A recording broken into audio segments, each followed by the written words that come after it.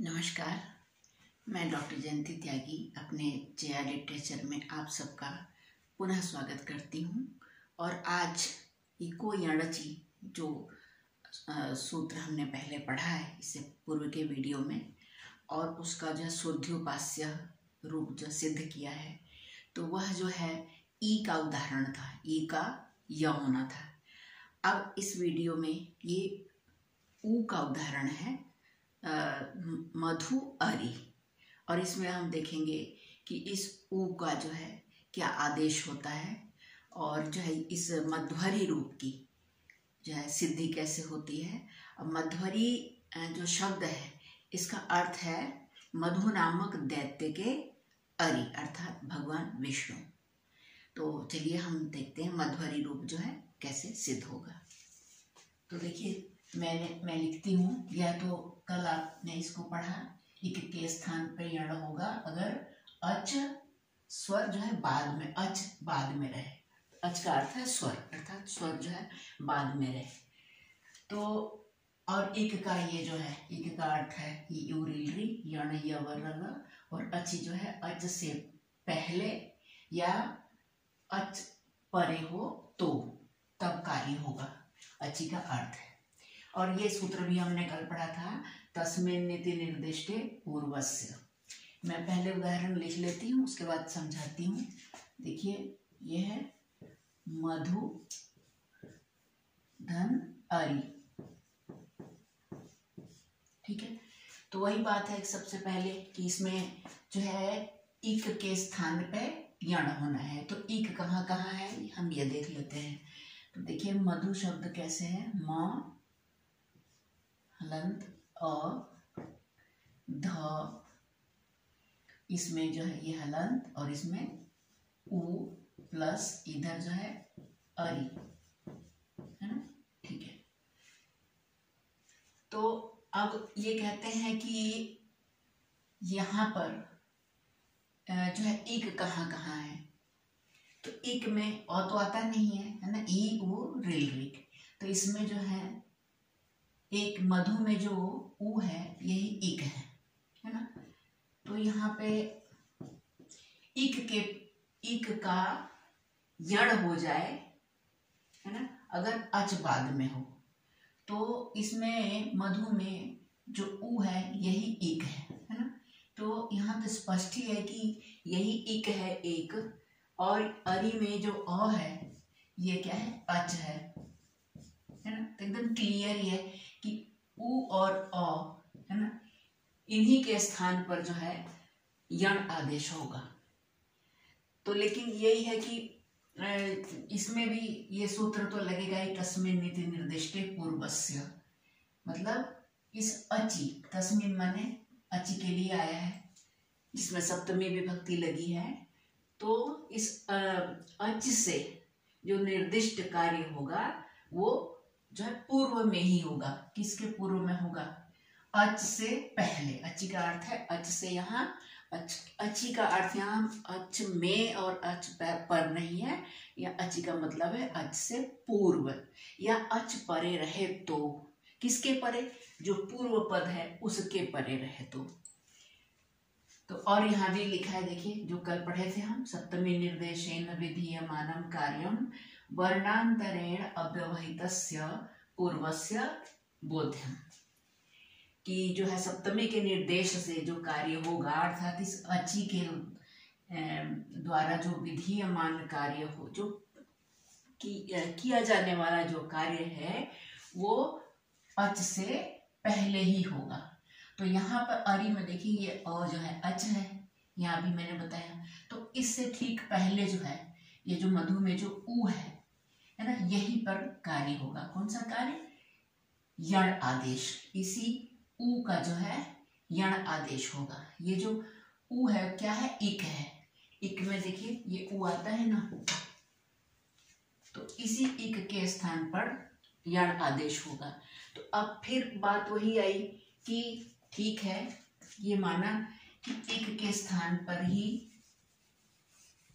यण का आदेश होगा, तो लेकिन यण भी तो चार हैं। यण जो है 4 हैं, य व र ल, इनमें से जो है ऊ के स्थान पर कौन सा आएगा? तो फिर वही वाला सूत्र, स्थाने अंतर तमः, उच्चारण स्थाने अंतरतमः। उच्चारण स्थान में जो है सबसे ज्यादा जो अंतरतम है, अर्थात जो सदृशतम है, अर्थात दोनों का उच्चारण स्थान मतलब जिनका आपस में मिल रहा हो वही होगा। तो हम देख लेते हैं यहाँ ऊ का उच्चारण स्थान क्या है, यहाँ हम थोड़ा समझते हैं। ऊ का उच्चारण स्थान क्या है? ओष्ठ है ना। उपू पद्मानियानम ओष्ठो, जो हमने उच्चारण स्थान पढ़े थे, तो उसमें ऊ का उच्चारण स्थान जो है ओष्ठ है।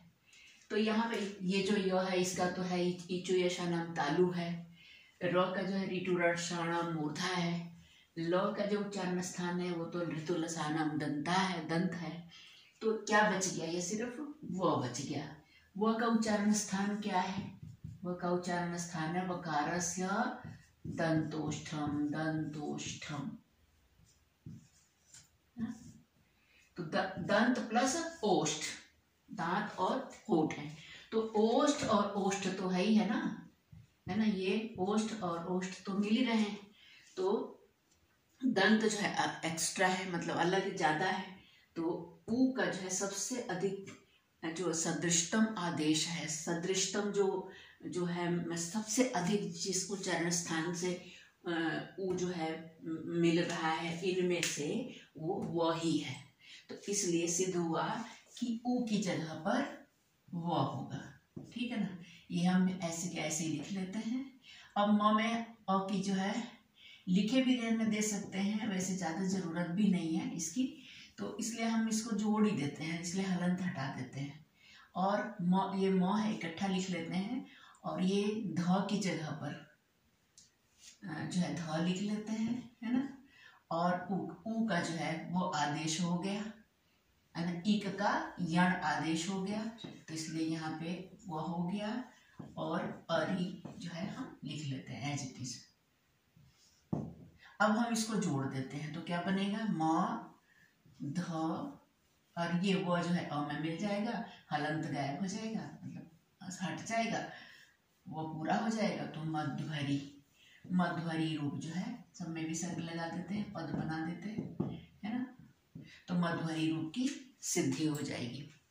तो ये जो है, ये जो मध्वरी रूप की जो सिद्धि है, ये भी जो है विकल्प से है ना, विकल्प से है। अब एक तो रूप ये हो गया मध्वरी, है ना, ठीक है। और इसके बाद अब जो है दूसरा रूप जो है वो ऐसा बनेगा मध्वरी। तो अब हम मध्वरी, तो अब हम इसी रूप की अब सिद्धि करेंगे, देखेंगे कि ये रूप कैसे बनता है। तो अब हम यहाँ से इसको मिटा देते हैं, देखिए इसको हम मिटा देते हैं। यहाँ पे कौन सा सूत्र लग गया है? स्थाने अंतर तमः, इसके बाद ये लग गया है, लिख देते हैं स्थाने, स्थानेंतर तमः, ठीक है ना, ये हम लिख देते हैं यहाँ पे। तो अब हम क्या करेंगे कि देखो एक सूत्र जो है जो अब लगेगा वो है अनचिच, अनचिच। ये सूत्र क्या कहता है? ये कहता है कि अगर उसके स्वर के बाद, है ना, अचा परस्य यरो द्वे वास्तो न त्वचि, कि अच के बाद में म में जो अ है, अभी थोड़ा सा समझने के लिए अलग लिख लेते हैं इसको फिर से, कि अचः परस्य माने अच, ये अ जो है क्या है? अच है। तो अचः परस्य, अच के बाद में अगर कोई यर प्रत्याहार वाला वर्ण आता है तो वो जो है विकल्प से द्वित्व हो जाएगा, अर्थात वो विकल्प से दो हो जाएंगे, है ना। तो विकल्प से मतलब कभी होगा और कभी नहीं होगा, हो भी सकता है और नहीं भी हो सकता है। तो अचः परस्य यर, अब ये जो है यर, ये ध जो है यर है, कल हमने इको एनर्जी में भी पढ़ा था कैसे यर है, यर प्रत्याहार में आता है कि जो हैवरट के हैवरट में ह को छोड़ दीजिए, य है ना, ह या वरट, वो ह के बिना बोला नहीं जाता, तो ह छोड़ दीजिए, है वरट वरट लण यम गण नम झवय घटधश जब गणदश खफ छठ थ चटतो कपय शक्सर, यहाँ तक आएगा, है ना। तो यर प्रत्याहार है, ह को छोड़कर शक्सर के र तक। तो अब ये जो ध है वो है वरट में, ये वरट लण यम गण नम झभय घट धस, धस जो है तो वही वाला धस जो है ध है यहाँ पर, तो ये हो गया यर, है ना, यर प्रत्याहार वाला शब्द। तो ये यर प्रत्याहार वाला जो शब्द जब जो आ गया अच के बाद, तो ये जो है विकल्प से द्वित्व हो जाएगा, इसका मतलब वो दो हो जाएंगे। तो अब क्या रूप बनेगा, अब ऐसा रूप बनेगा, देखिए अब ध जो है दो हो जाएंगे, देखिए म, है ना, अ, ध, और एक बार और हो जाएगा ध, व प्लस अरि, ठीक है, ठीक है ना। और अब हमें इस अ की यहाँ पे अलग से जरूरत नहीं है, तो हम इसे सीधे म लिख लेते हैं, तो ऐसा रूप बना, ठीक है। तो अब एक सूत्र जो है कल भी आपने उसमें सोधी उपास्य में भी पढ़ा था, वही अब फिर से लागू होगा, झलाम जश झश, देखिए झलाम जश झश, क्या अर्थ है, मतलब देखिए इसमें भी सप्तमी है, इसमें षष्ठी है और इसमें प्रथमा है ना। तो झलों का क्या होगा, जश, जश हो जाएगा, जिसमें प्रथमा है वो ही आदेश होता है, और ये जो है षष्ठी विभक्ति वाला जो जगह स्थान होता है, स्थानीय होता है, तो इस झलों के स्थान पर जश आदेश हो जाएगा अगर बाद में झश प्रत्याहार हो, या झश प्रत्याहार के अंतर्गत आने वाला कोई शब्द हो। तो आप देखिए ये ध भी यहाँ पे देखिए झल है, ये ध जो है झल है ना, झल प्रत्याहार में आता है, जब घट ध झ भ घट नहीं जब है घट धस, है ना, तो ध आता है झल में, है ना, और ये ध झल में भी आता है, और यहाँ पर जो है झश प्रत्याहार में इसको हम गिनेंगे। तो झश प्रत्याहार में भी कैसे आएगा, झ भ घ ढ जभय घट धस, है ना, जभय घट धस, तो यहाँ पे भी ध आ रहा है, तो ये यहाँ पे झशी हो गया, है ना, मतलब झश प्रत्याहार, झशी मतलब झश बाद में रहने पर, प्रत्याहार लिखेंगे तो झश लिखेंगे, झश प्रत्याहार आ गया, है ना, इसके बाद में, है ना। तो क्या होगा, झलों का मतलब यहाँ पे झल क्या है, ध है, तो इस ध का जो है जश हो जाएगा, है ना, ध इस झल का जश हो जाएगा अगर बाद में झश हो, अगर झश हो, तो इस ये जो ध है इसका जश हो जाएगा, है ना, स्पष्टम पूर्वस्य धकारस्य दकारः, ऐसा लिखा है, तो मतलब स्पष्ट है कि पूर्व धकार का ही दकार होगा। अब दकार कैसे होगा, जश प्रत्याहार में कौन कौन से आते हैं, जश प्रत्याहार में ज ब ग ड द यही आते हैं ना, जब गट दश, है ना। तो अब इनमें से कौन सा हो, प्रश्न ये है कि ये तो 5 हैं, तो इनमें से कौन सा हो, तो क्या होगा, जो इसका सवर्णी होगा, है ना, जो ध का जो सवर्णी होगा, तो ध वर्ग में कौन सा इसमें से आता है, ज ब ग ड द आता है ना, त थ द ध, है ना, तो द जो है इस ध का सवर्णी है, उसी वही उसका उच्चारण स्थान, वही उसका जो है सवर्ण की परिभाषा क्या है, तुल्यस्य प्रयत्नम सवर्णम, तुल्य आस्य प्रयत्नम सवर्णम, मतलब जिसका आस्य जो है मुख में जो उच्चारण स्थान है, और जो है जो आभ्यंतर प्रयत्न है, उच्चारण स्थान और आभ्यंतर प्रयत्न जिनका एक हो वही तो सवर्णी होते हैं, तो ये एक ही वर्ण का है, तो इसलिए ध की जगह पर अब क्या आ जाएगा, दो आ जाएगा, दो, उसी वर्ग का। ठीक है, तीसरा वर्ण मतलब चौथे वर्ण की जगह पर देखिए त थ द ध तो थ द ध न, है ना, ऐसा होता है ना। तो ये चतुर्थ वर्ण है, ये यहाँ पे झल है, तो इसकी जगह पे ये जश आ जाएगा। ये झल है और द जो है जश है। देखिए जश प्रत्याहार में आता है ना, तो ये जश है। तो ध की जगह पे द आ जाएगा, जैसे कल हुआ था उसमें शुद्ध उपास्य में। तो अब यहाँ पे हो जाएगा म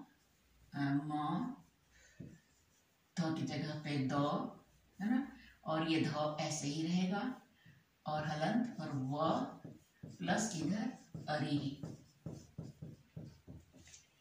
तो अब ये देखिए तीन जो है ये संयोग आ गए, है ना। संयोग की परिभाषा क्या है, कल बताया था, हलोनंतरा संयोग। मतलब हलों के व्यवधान, अचों के व्यवधान के बिना जो हल होते हैं, है ना, हलो अनंतरा संयोग। हल जो है लगातार आए, जो अगर उनके बीच में कोई स्वर न हो, लगातार वो आए, तो उनको संयोग कहते हैं। तो अब ये जो है एक सूत्र है, संयोगान्तस्य लोपः, संयोगान्तस्य लोपः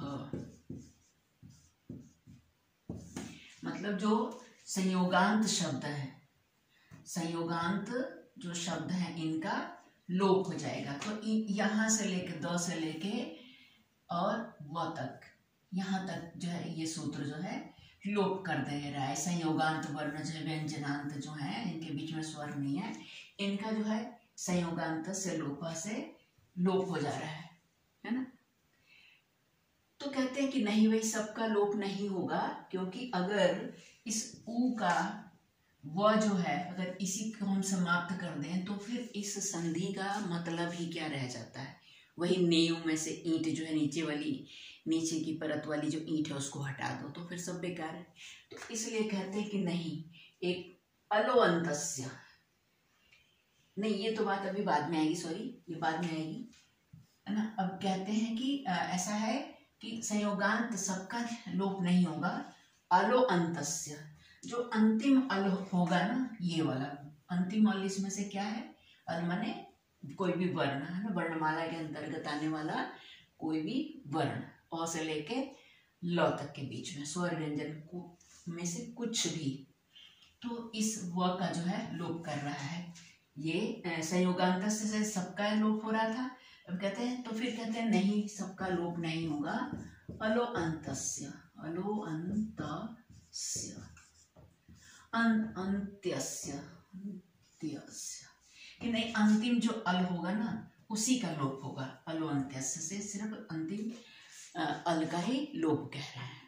फिर कहते हैं अरे भाई, अगर हम, अब वही वाली बात जो मैंने अभी कही थी कि अगर अंतिम अल का ही लोप हो जाएगा तो फिर इस मधु में जो ऊ है ना, उसका जो वो ये व बना है, इसका जो है ये संधि करने का कोई औचित्य ही नहीं रहेगा, सब गड़बड़ हो जाएगा।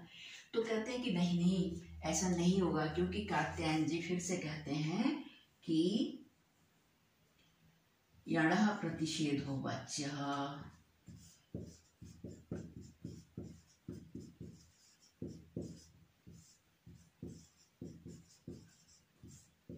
कि यण का तो प्रतिषेध कहना चाहिए, अर्थात यण का प्रतिषेध या निषेध होता है, अर्थात यण का मतलब क्या, यवरल, मतलब यवरल में से जो, अगर इन चारों वर्णों में से अगर कोई अंतिम में यहाँ पर हो तो उसका जो है प्रतिषेध हो जाएगा। नहीं, उसका हम लोप, किस बात से प्रतिषेध हो जाएगा, लोप करने से मना हो जाएगा, मतलब उसका लोप नहीं करेंगे।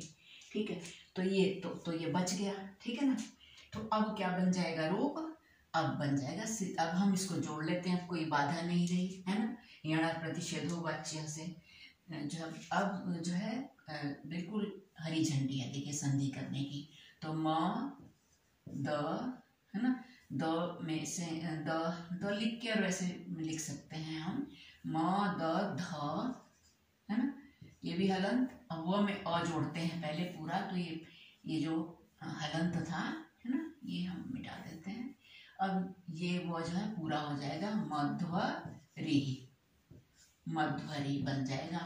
और हम इसको, इस द को ऐसे भी लिख सकते हैं, क्योंकि जो संयोगांत वर्ण है फिर वो आपस में जुड़ जाते हैं, मध्वरी, ऐसे ऐसे हम इसको लिख देंगे, मध्वरी। तो अब मध्वरी रूप की जो है, जो ये मैंने अभी कहा था, इसकी जो है सिद्धि हो गई। इस प्रकार से मध्वरी, मध्वरी बिना द के, है ना। और जो है नहीं, मतलब एक में तो ये बनेगा मध्वरी, है ना, द्वित्व के बाद जो है, मतलब नहीं, एक में तो द्वित्व नहीं होगा, है ना, एक में द्वित्व नहीं होगा, सिर्फ ऐसे सीधा मध्वरी। और जब द्वित्व होगा, है ना, तो एक जो ध था उसका द हो जाएगा और ये रूप बन जाएगा मध्वरी। अब यहीं पे ये उदाहरण समाप्त होता है, वीडियो समाप्त होती है। अब इसके बाद जो है उसका री का उदाहरण हम देखेंगे।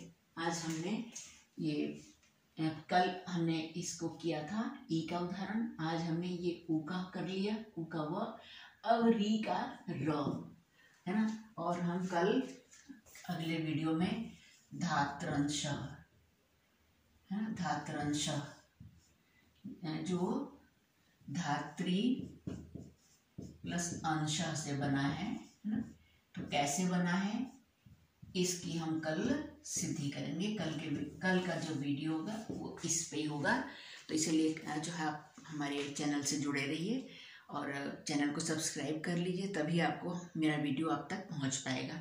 तो ठीक है, इससे लाभ उठाइए। और जो है मैं अब समाप्त करती हूँ वीडियो को। बहुत बहुत धन्यवाद आपका।